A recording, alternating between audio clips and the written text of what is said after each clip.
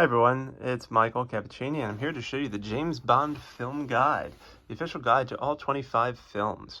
So this came out right before the release of No Time to Die, which, by the way, I love No Time to Die. I know the people have mixed opinions about it, and there's a little sticker is on it.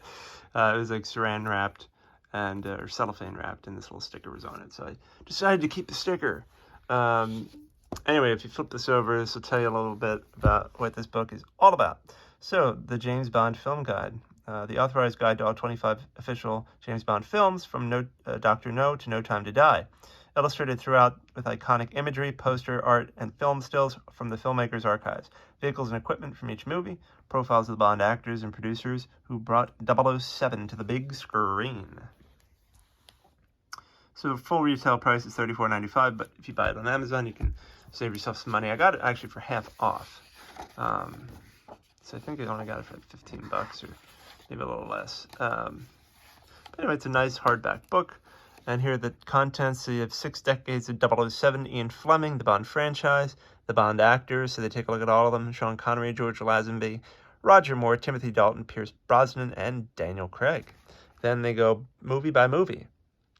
The James Bond films. So let's take a look inside here and see what it's all about. So you have a foreword by producer Michael G. Wilson. So that's pretty great. Him and Barbara Broccoli are carrying forward the legacy of James Bond. I love here that they've got multi-page piece on Ian Fleming, of course, the creator of James Bond.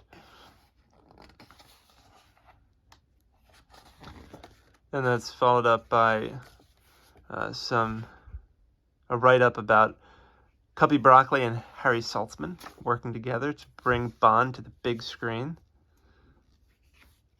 Really just a dynamic duo who created magic together. Then the James Bond actors themselves. Of course, Sean Connery. This is probably my favorite photo of him as Bond. I mean, this is from Goldfinger. What a great shot, right? Just iconic. With him leaning against the Aston Martin, looking as cool as can be. And this is a pretty badass photo of George Lazenby as well. So, and another great photo of Roger Moore. Their photographers, whoever worked with them, were exceptional. They really took some fantastic shots. And Timothy Dalton, underappreciated, really terrific Bond. And I think because of Daniel Craig's dark take on Bond, he is now more widely accepted for what he contributed to the Bond legacy. Pierce Brosnan is my Bond. I grew up watching him. The first Bond I saw in theaters was Die Another Day. The first Bond movie I ever saw was probably GoldenEye on TV. So I have a soft spot for him. And of course, Daniel Craig. I mean, just a fantastic Bond. Darker take. So it'll be interesting to see what they do with the next Bond. Is it going to be more of a lighthearted Roger Moore-esque Bond, or is it going to be a blend? Well, I guess we'll have to wait and see. So each section starts with a movie poster, a little summary of the film itself, the credits. Then it's broken up into different sections. You have the story, you have allies, and you have adversaries. So the bad guys, right, from each film. Those have vehicles and equipment. I kind of like the way this is organized. It makes things very easy to follow. The posters are a nice touch. From Russia with Love. What a great title song. From Russia with Love. Just wonderful. Really, really great song. I turn to you. Just a great movie, great song. So it's almost like an encyclopedia of the films in a way, because it's not organized alphabetically, it's organized chronologically, but you're kind of touching on all of the elements, from each of these films. It's just organized in this way. So I think it's a nice overview of the movies. If you're looking for like a deep dive behind the scenes, what went into making the movies and all that, that's not really what you're going to get here. This is really just, if someone said to you, hey, what are the James Bond movies all about? Could you kind of, fill me in on the stories and all that stuff? This would be a book to give them. It's really kind of for the Bond fan who doesn't know everything inside and out. Thunderball. And you have the famous jetpack. You Only Live Twice.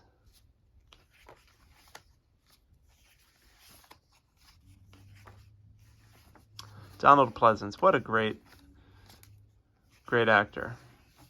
Great to have him part of the legacy of Bond. I think it's really interesting to look at these taglines that they had for the old films. Far out, or far up, far out, far more. James Bond, 007 is back. Like, they're just sometimes really corny. The original films didn't actually have any taglines, and then, I don't know, they just started to add them for some reason. Telly Savalas, great Blofeld.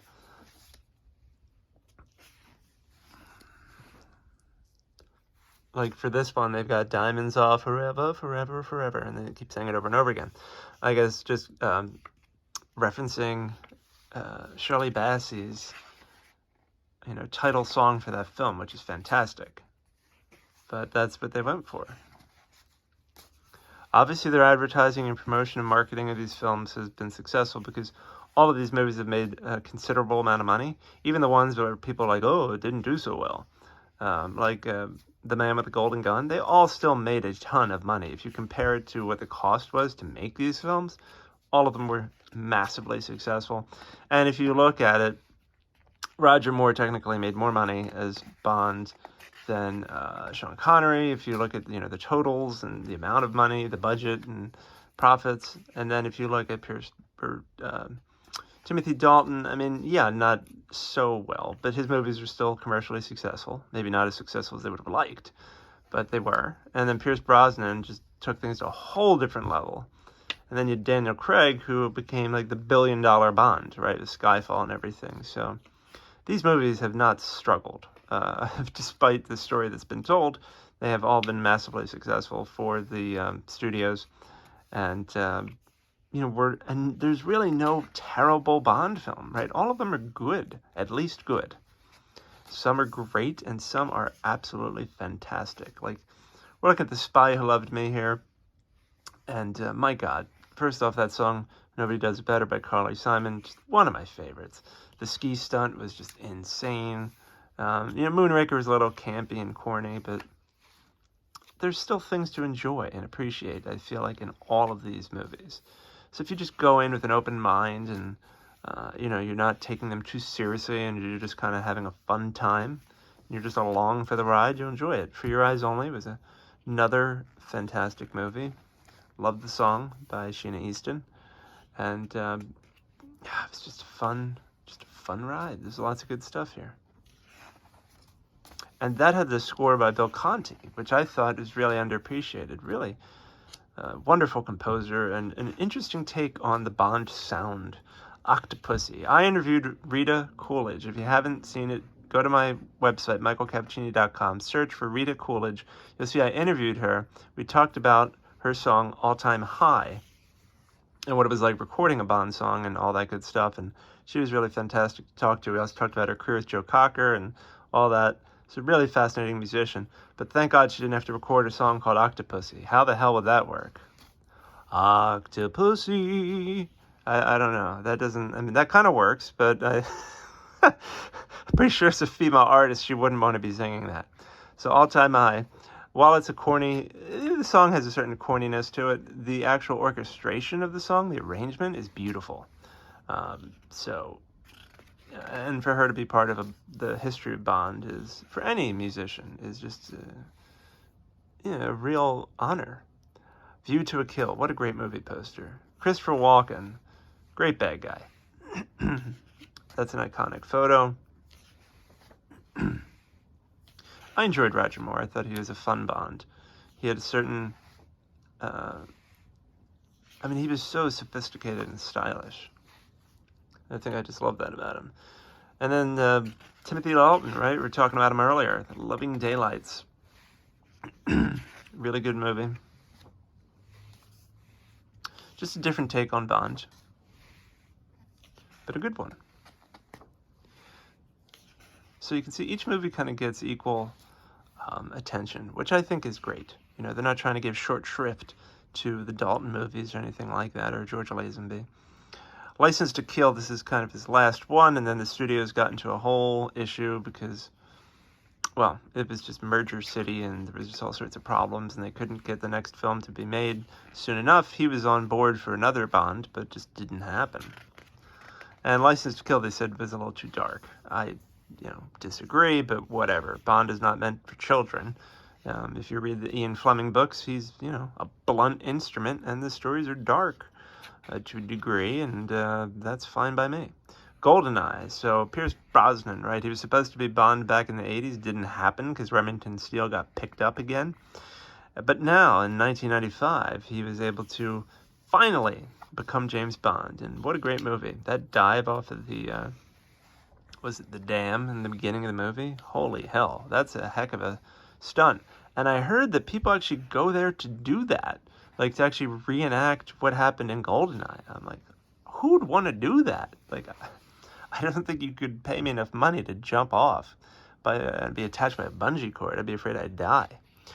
Speaking of dying, Tomorrow Never Dies. Great movie, 1997. Just a really fun time.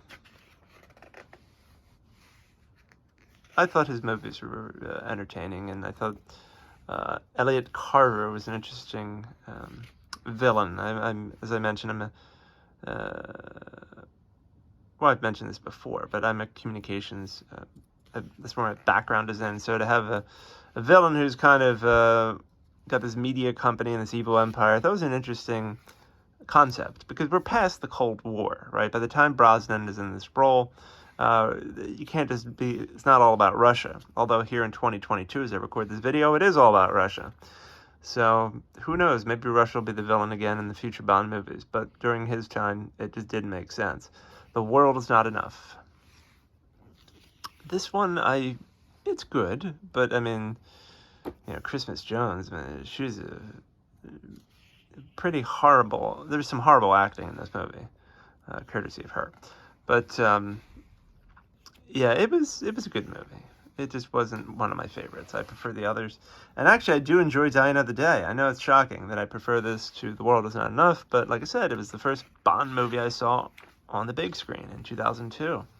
So exactly 20 years ago. Yeah, 20 years ago. My first Bond film on screen. Loved it. I thought it was just a fun time. It was ridiculous, right? I mean, he's like doing all sorts of absurd things in the movie, but you just roll with it. And it was his most commercially successful Bond movie, so who's to say it didn't work? And then Casino Royale. As much as I enjoyed Die Another Day, Casino Royale is my favorite Bond movie ever. I thought that this was just fantastic. Vesper is my favorite Bond girl. I think she's gorgeous. And I love that they brought back a vulnerability to Bond, and that it added more depth to him to be in a romantic situation similar to On Her Majesty's Secret Service. And this would be this would continue through Daniel Craig's movies as Bond. He just was a deeper character. Quantum of Solace had all sorts of issues when it came to getting it done. So if you read up on it, you'll understand why it feels like it's almost like a continuation of Casino Royale. It doesn't really feel like a movie that can stand on its own. But it's enjoyable for what it is. But they did follow that up with Skyfall, which is literally the most successful Bond movie of all time, and the one that I think most people would say is Daniel Craig's best. I think Casino Royale is superior, but Skyfall is an excellent movie. And of course, the whole scene with M at the end is, moving. The villain is fantastic. So I will say that they told a great story. Skyfall is an exceptional movie with, again, a great title track. Spectre. It's not get a whole lot of love, but it's enjoyable enough. I watched it recently and thought it was a fun time. Not the greatest Blofeld, but what are you going to do? Not everyone can be Donald Pleasance. And No Time to Die, like I said. I think this movie's excellent. I thought it was really well done. I thought it was a great way to cap off his time as Bond. And I cried my eyes out at the end of the movie. I really did. I just thought it was so powerful. I've watched it twice so far. And once in the theater, once at home. And I was just so moved. I just thought it was really well done. Great acting. Just fantastic work. So that's the book. So we're looking at 286 pages, nearly, actually no, we're still going. So it's nearly 300 pages of Bond movies. So there you have it. That is the James Bond film guide. So this is the official guide to all 25 films, including No Time to Die. So do I think it's worth it? I mean, yeah. If you can get this book on sale and you're just like a Bond nut like I am, it's a great, kind of a top-level view at all of the Bond movies. If you're looking for a deep dive into the James Bond archives and other things like that, or better option, or the behind-the-scenes books for each of the movies, a better option. But if you really just kind of want a summary of each movie, information about the protagonist, antagonist, the equipment, the cars, all that good stuff, as well as some background on Ian Fleming, Harry Saltzman, Cubby Broccoli. Like I said, that introduction by Michael G. Wilson. This is a fine book to celebrate 60 years of Bond. So that's really what this is. It's just kind of a nice coffee table book celebrating all 25 films and 60 years of James Bond. So if that's what you're looking for, this book delivers. So thanks so much for tuning in. Do you have this book? If so, let me know your thoughts down below. Are you planning on buying it? If so, I'll include a link so you can do that. So there's a link down below so you can buy this right now on Amazon. Make sure to like this video, subscribe to my channel. Visit me at michaelcavacini.com. Sign up for email alerts there so you can be notified of additional great content coming your way as I post it. And thanks so much for tuning in. I really appreciate it, and have a great day. Bye.